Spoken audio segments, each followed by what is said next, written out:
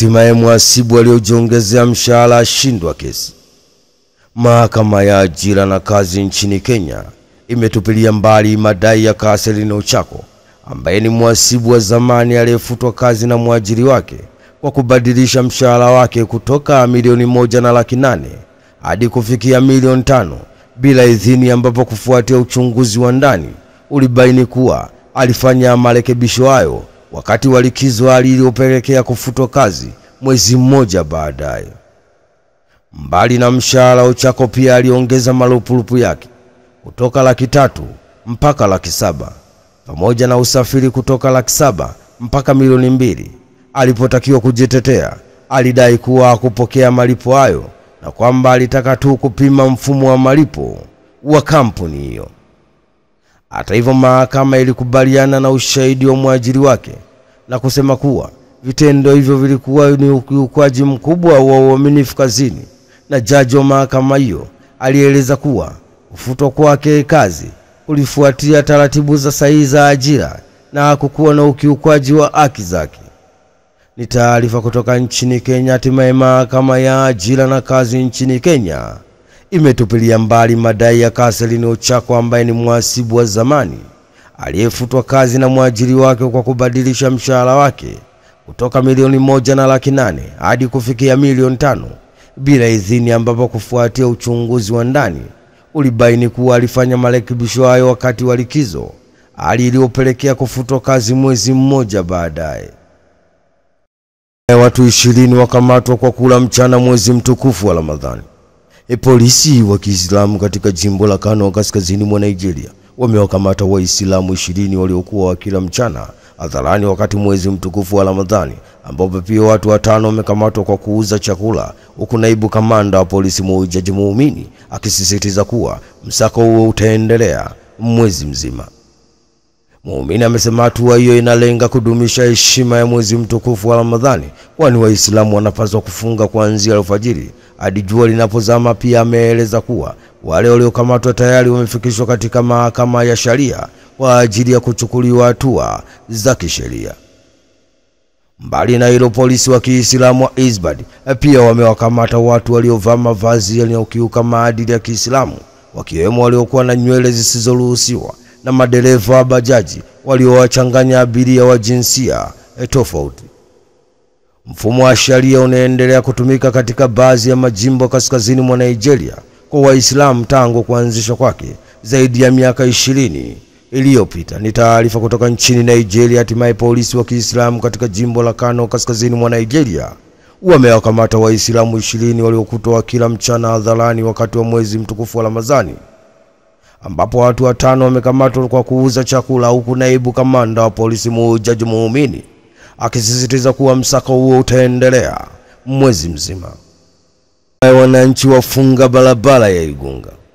Wananchi wa Igunga mjini mkoani Tabora wamefunga barabara kushinikiza kwamba magari yasiingie wala kutoka mjini kutokana na ajali ambayo imetokea muda si mrefu, ambapo mtoto aliyekadiriwa kuwa na umri wa miaka 7 hadi 9 kugongwa na kufariki hapo hapo katika eneo hilo.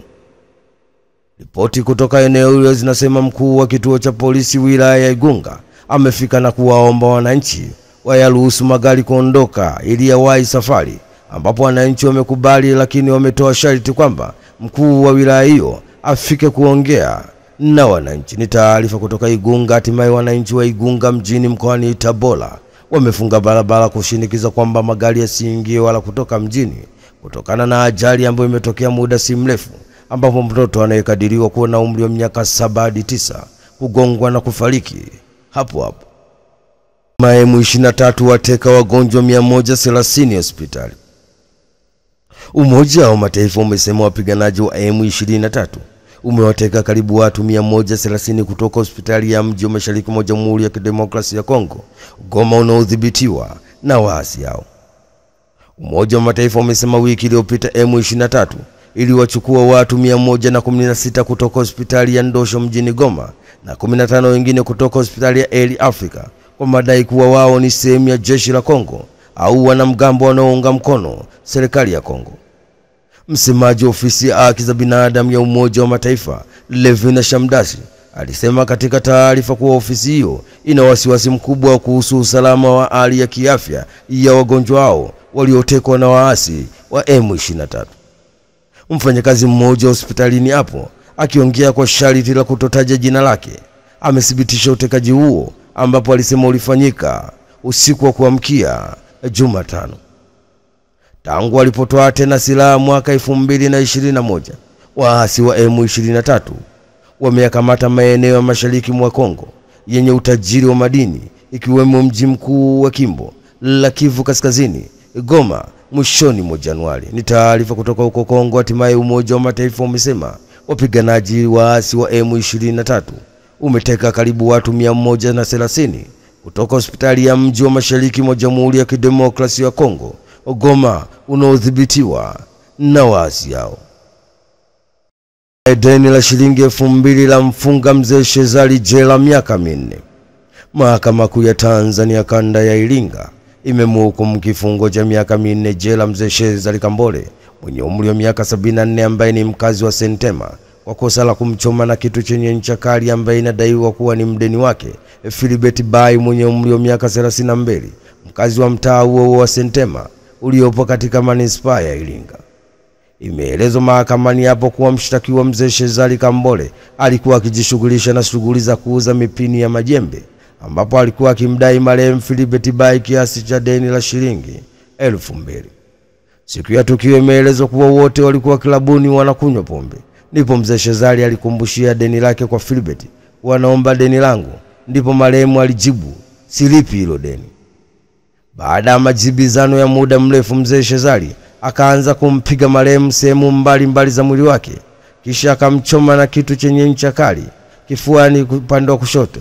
Imepelekea Philibert kupoteza damu nyingi na kupoteza maisha.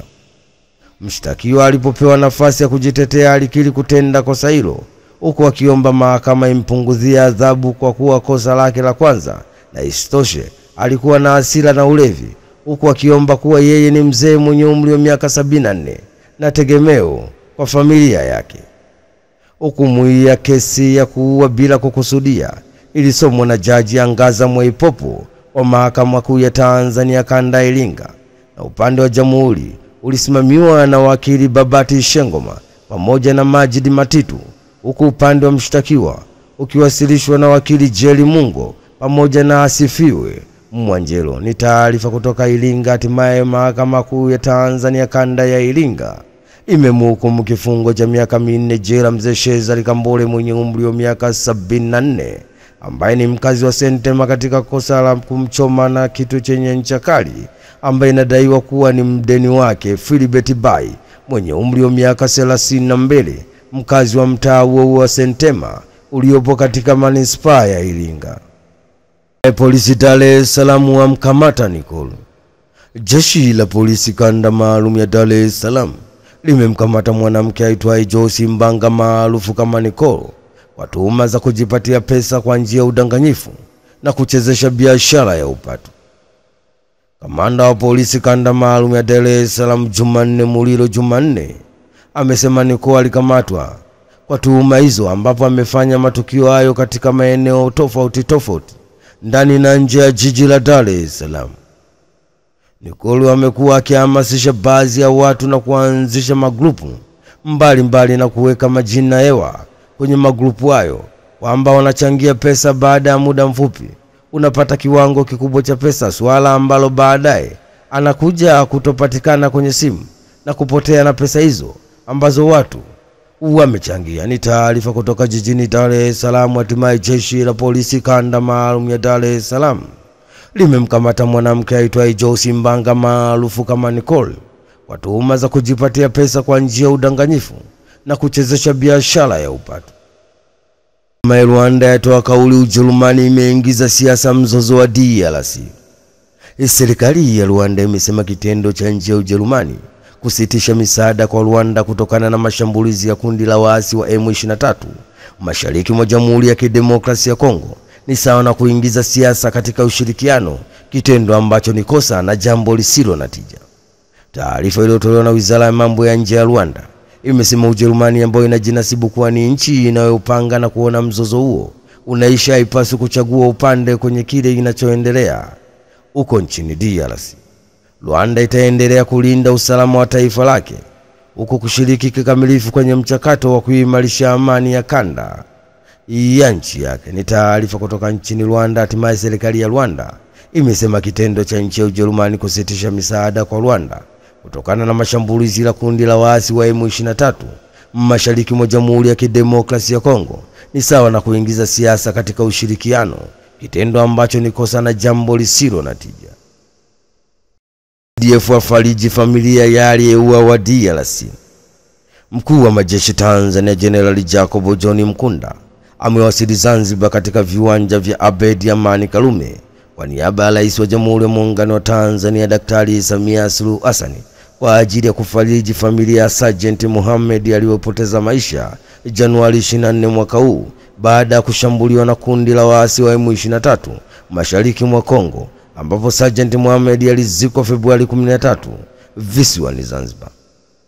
Baada ya kuwasili, General Mkunda alifika samaki Zanzibar na kuonana na familia ya marehemu, kisha kutoa mkono wa pole, kisha kusisitiza kuwa Rais wa Jamhuri ya Muungano wa Tanzania Daktari Samia Suluhu Hassan alitamani kufika mwenyewe, lakini amenituma kuwasilisha salamu za lambilambi kwa familia hii. Aidha, General Mkunda alisema Tanzania ilipeleka wanajeshi wake mashariki mwa Jamhuri ya Kidemokrasia ya Kongo kusaidia kurejesha amani, lakini katika mapigano yaliyotokea wanajeshi wawili wa Tanzania waliuawa, ambapo ilisisitiza kuwa mchango wao ni sehemu ya juhudi za kulinda amani katika eneo hilo. Ni taarifa kutoka Zanzibar. Hatimaye mkuu wa majeshi Tanzania General Jacob John Mkunda amewasili Zanzibar katika viwanja vya Abeid Amani Karume kwa niaba ya Rais wa Jamhuri ya Muungano wa Tanzania Daktari Samia Suluhu Hassan kwa ajili ya kuifariji familia ya Sergeant Mohamed aliyepoteza maisha Januari 24 mwaka huu baada ya kushambuliwa na kundi la waasi wa M23 mashariki mwa Kongo, ambapo Sergeant Mohamed alizikwa Februari 13 visiwani Zanzibar.